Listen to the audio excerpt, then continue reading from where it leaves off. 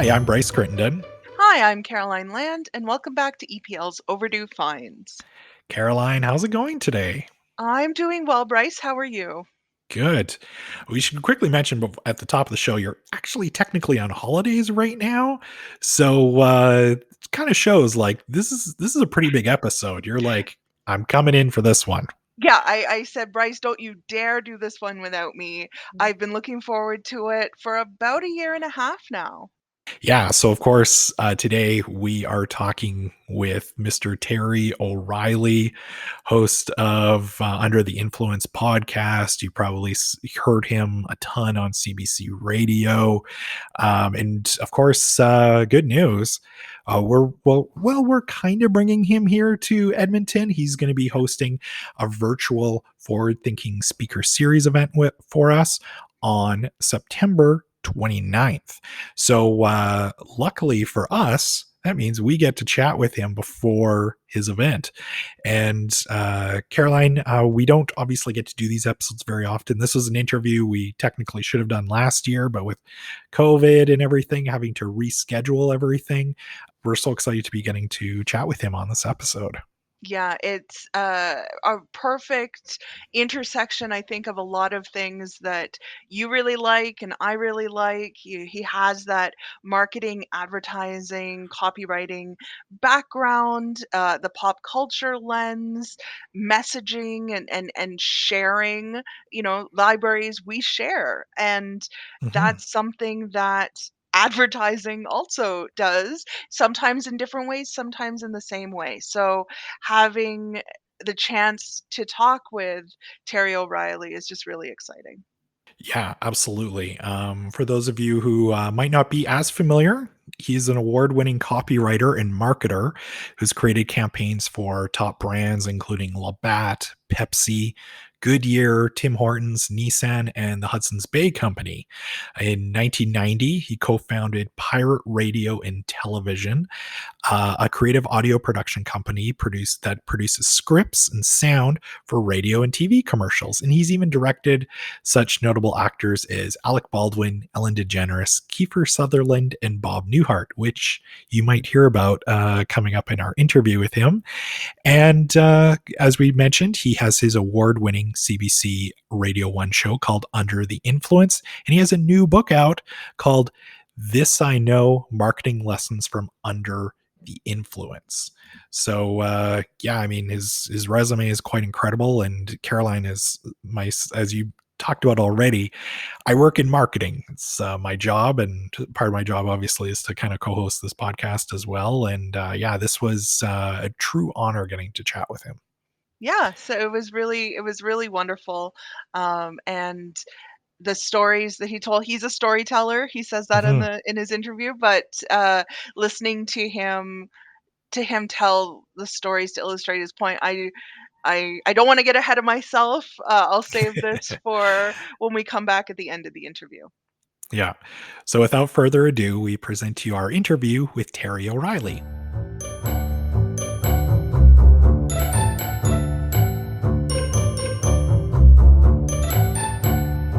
All right. So, as we teased at the top of the show, of course, we are joined today by Mr. Terry O'Reilly.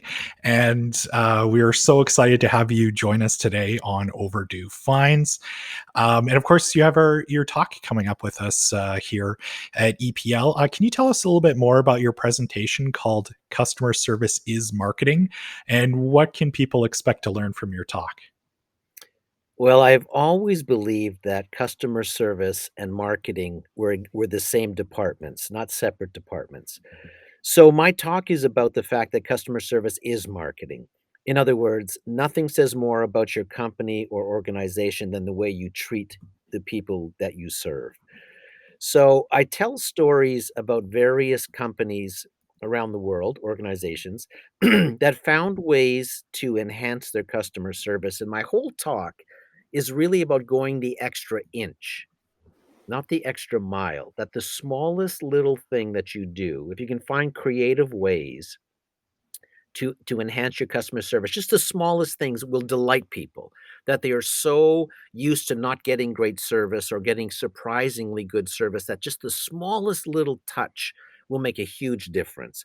So that's what my talk's about, going the extra inch, and I tell stories, like I said, from around the world, different organizations and companies who found really wonderfully innovative and creative ways to delight their customers.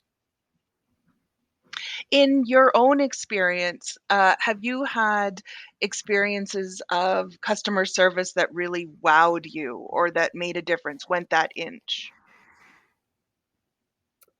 I tell a story in my talk, where I was buying some winter boots about a couple of years ago at the Australian Boot Company on Queen Street in Toronto, and it's a tiny, tiny little store. So I looked at all the boots on the wall, and I picked out a pair that I liked, and I went to pay for them, and then I asked the person at the cash, I said, "I guess I have to buy some spray for the winter, like, to keep the salt off the boots."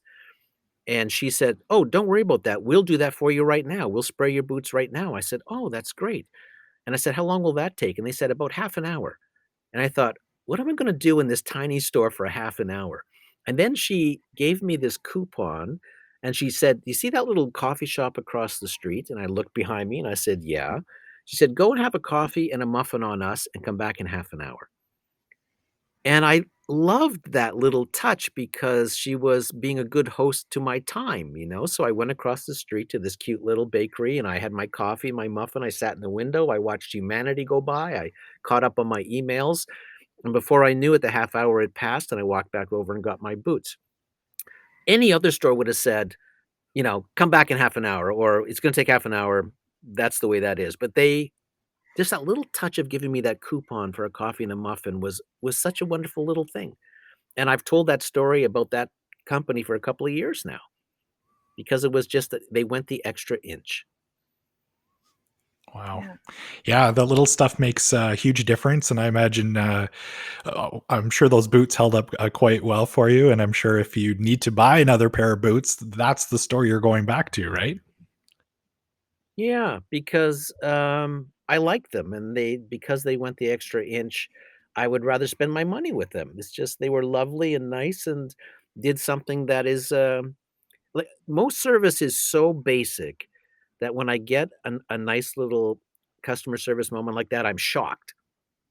I'm not just pleased, I'm shocked that I get it. So that shows you how rarely great service is given at the store level or company level. So I will spend money with them again. So what inspired you to get involved in copywriting, and do you have a favorite campaign that you worked on or one that you're most proud of? When I, went to Ryerson for radio and television, I knew I wanted to get into the broadcasting world, but I didn't know where. But every Wednesday morning, we would have a lecture class where somebody from the industry would come in and talk to us. So sometimes it was documentary filmmakers.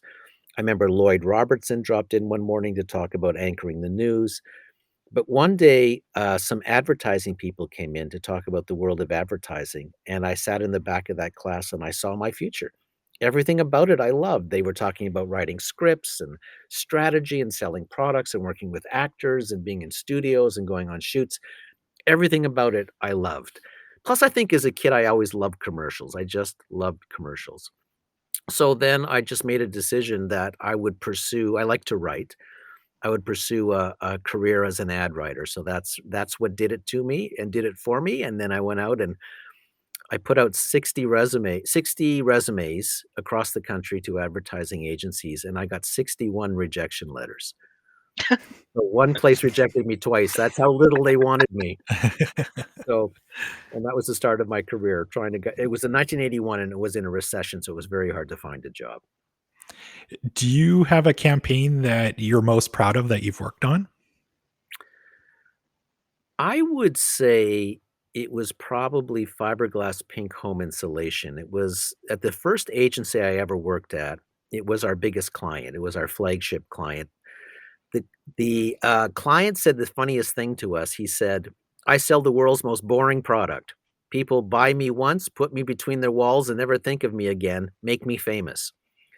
Which was maybe the best briefing I ever had in my career.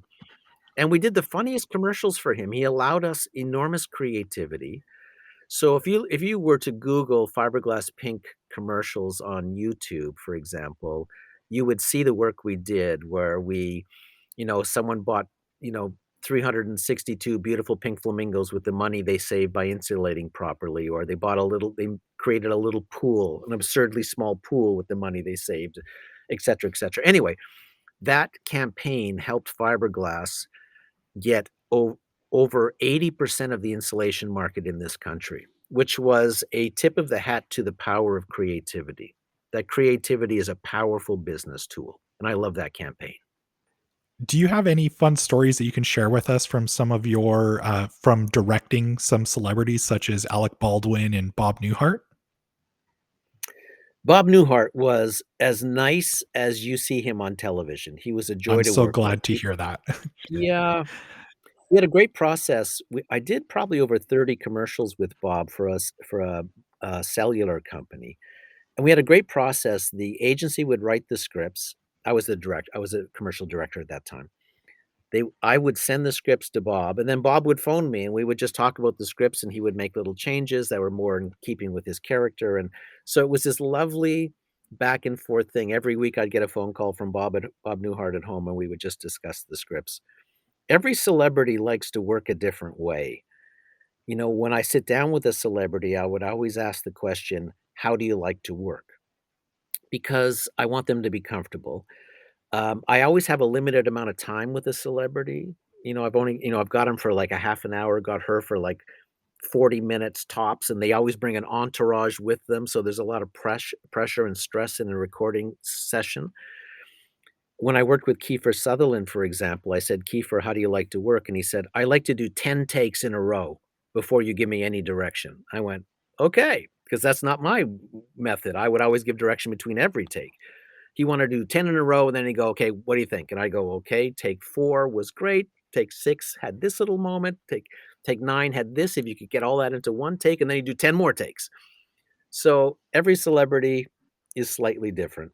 And I have to say, as a rule, that they are all extremely talented, that when you're sitting in the room with them, you see that thing, that X factor they have that has made them a celebrity. You actually see the talent at work. With the rise in social media and there being so many different entertainment options like streaming services right now, what do you think advertising looks like 20 years from now?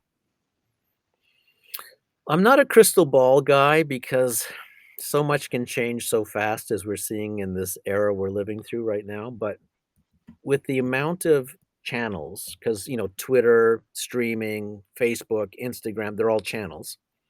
With the increase in channels, TikTok, I mean, they arrive almost on a monthly basis. It's very hard to find your audience. It's splintered. It's hard to find a big audience. And back in the day, when I was a young copywriter in the '80s, you could buy, a couple of TV programs, and you could literally, you know, uh, um, get a message to the exact target market you were after. Now it's hard. It's very splintered. So if I look into the future, I think campaigns are going to have to be all terrain vehicles. They're going to have a campaign idea that works in Twitter's 240 character limit or in Instagram's visual, space. It's gonna have to work in YouTube. It's gonna have to have a TikTok kind of aspect to it. Like, it's a campaign idea will have to morph into what each channel dictates. It can't be the same execution in all channels, which I think advertisers made that mistake in the early days, but now they're really learning. And that's why you need a lot of young people in an advertising agency because it's the young people that jump on these new channels first and really, really understand them. And that's why advertising is really a young person's industry. I have to ask you about podcasting because Caroline and I are both big fans of your podcast, Under the Influence. And what do you enjoy most about podcasting? Well, I'm a storyteller, so I love that. I mean, the podcast has no time limits. Although I have the CBC radio show and the podcast is a derivative of that, I will add extra content into that show, into the podcast version of the show. The downside is I have to take out all the copyright music. So if I have like a great track from the Beatles or the Stones or Jack White or whatever, I have to take that out for the podcast. So it's a slightly, on one hand, diminished listening experience. On the other hand, I get to tell more story. So I love that podcasting really has reinvented radio. It's become like Netflix, it's on demand, which radio never was. You have to be when I started in 2005 with my show, you had to be sitting in front of your radio at 11:30 on Saturday morning to hear it. That's it. It was if you missed it, you missed it. Now we have a great archive of over 200 episodes that people can binge if they want. I mean, that has been a huge change for us in the radio or audio business, was the fact that you have no time constraints and you can archive your shows. In your bio, it mentions that you have 3 daughters. We wanted to know, did you have a favorite book that you enjoyed reading with them when they were younger? Goodnight Moon, that was the favorite around our house. It was just there's something so magical about that book, so simple. My daughters just could not get enough. If I read it 3 times in a row, that wouldn't be enough for them. So they loved it, and it's been a gift that we give people when they have babies. So it's just this book that keeps on giving. Yeah. We're running out of time with you, so I've got a couple last questions for you. One I Yeah. think is really fun, and I think you'll enjoy it. So, on a recent episode of your podcast, you talk about fake Hollywood brands like Duff Beer or Morley cigarettes. Which fake pop culture brand would you most like to create an advertising campaign for? Oh, boy. You mean if I could pull a fake brand right out of the air? Yeah. I'll go with a hair restorer, Bryce. I'll go I'll go with something that grows hair. That would be my fake brand. Because, I think, whoever figures that out is gonna be a multi-billionaire in about a week and a half. So I'm gonna go with that Nice. for obvious And reasons. that's okay. Sorry to tell, maybe, but I'm experiencing that myself. I've got a nice crescent going on my head, so I would totally invest in that. And last question, we always ask this of all of our guests because obviously we're a library podcast. So, is there a recent book, movie, TV show, or album that you enjoyed that you can recommend for our listeners to check out? Yeah, a recent movie that I loved was Quentin Tarantino's Once Upon a Time in Hollywood. I loved his whole take on his rewriting of the Manson, murders of the late '60s, and I love Tarantino, but I love that film. I remember working with Denny Doherty, who was one of the lead singers of the Mamas and the Papas. Denny and I did a lot of work together. He's passed away now, but he was a lovely, lovely guy. We were talking about the Manson murders at a session one time, and he said he had been at a party at that home the week previous to the murders, and if you watch that film, there's a party scene in it where Sharon Stone goes to the Playboy Mansion, and she's greeted at the door by Mama Cass and Michelle Phillips, and they, of course, were, Denny's, bandmates in the Mamas and the Papas, so there was that connection that Denny was talking about to that whole era, and specifically that week of the Manson murders, so I found that fascinating, plus I loved the film too. I loved it. I'm a big Tarantino fan as well, and yeah, we've talked about his movies quite a bit on the podcast already. So, yeah, we want to thank you so much for your time today, and it was an absolute pleasure getting to talk to you. And we're really excited to hear your presentation on September 29th. Well, I'm looking forward to it. Thank you both. Looking forward to being in Edmonton. Cheers. All right, Caroline, it was amazing as we kind of teased it at the top of the show there. A little behind the scenes details for everybody listening. We ran into some technical difficulties on this episode, which Caroline, we've done so many of these episodes, Yeah. and occasionally we'll run into technical difficulties. Yep. These are the ones that kind of give me the most stress because, of course, we have to have some technical difficulties when we have like one of the biggest guests we've ever had on the show. Yeah, in some ways, it was reminiscent of the Anthony Ray Hinton interview where, we were given the wrong number to call him, and so that, didn't quite work as smoothly, but, what we were able to talk with Terry O'Reilly about was pretty great. Yeah, absolutely. Well, especially too, as somebody who works in radio and has his own podcast. Of I course, know. this is the one time we've got to have technical difficulties. But yeah, Yeah. he was so generous with, regarding his time with us, and just such an amazing guest. And I loved kind of hearing that story at the end regarding Once Upon a Time in Hollywood and the mamas and the papas. And, as we teased, like, he's an amazing storyteller.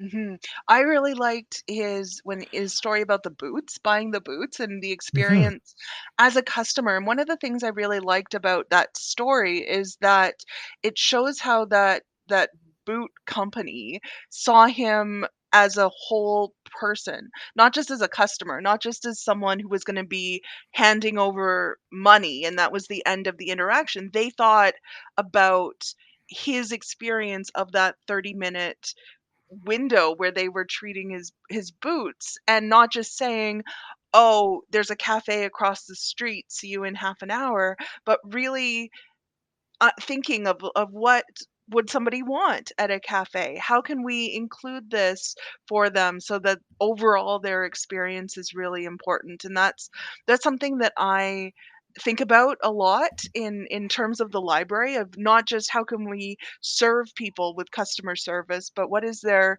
customer experience of Hmm. using and being part of the library? Yeah, it's not just, oh yeah, the book is over there. Go Yeah. pick it up.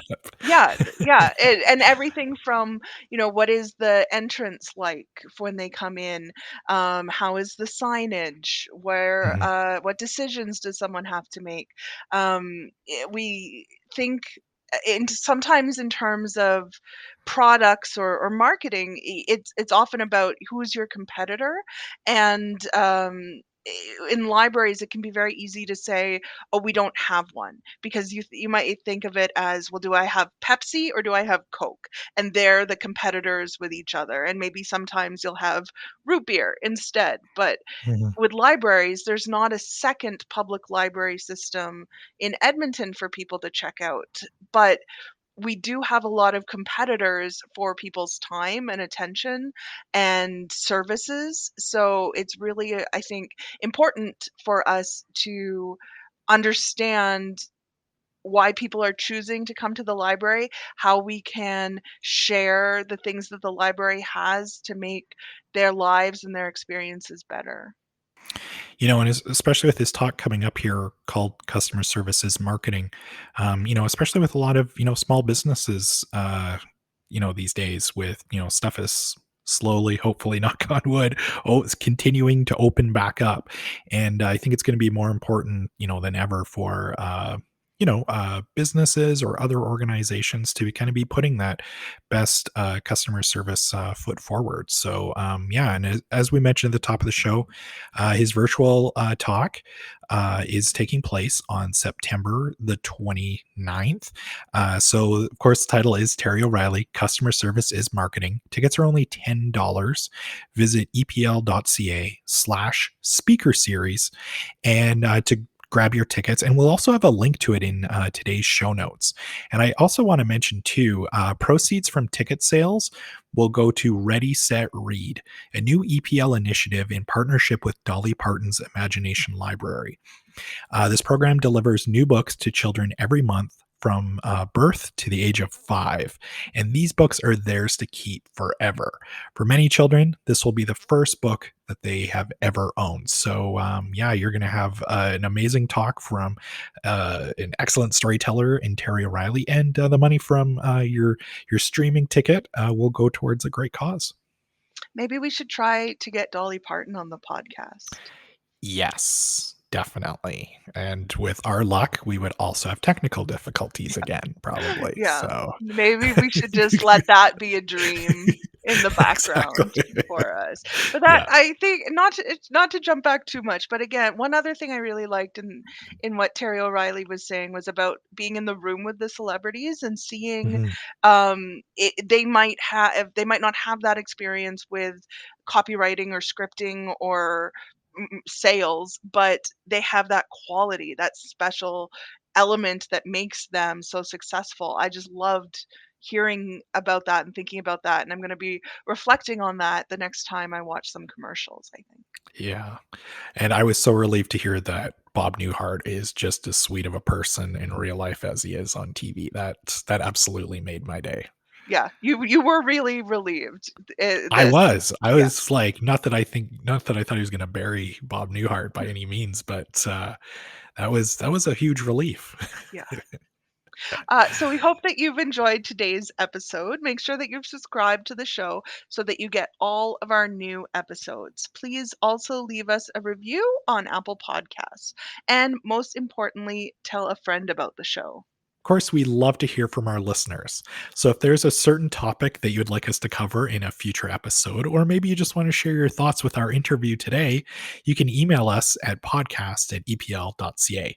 And don't forget that you can also share your thoughts about the show with us on Twitter by using the hashtag EPL Overdue Finds. Thank you for listening, and we'll see you next time.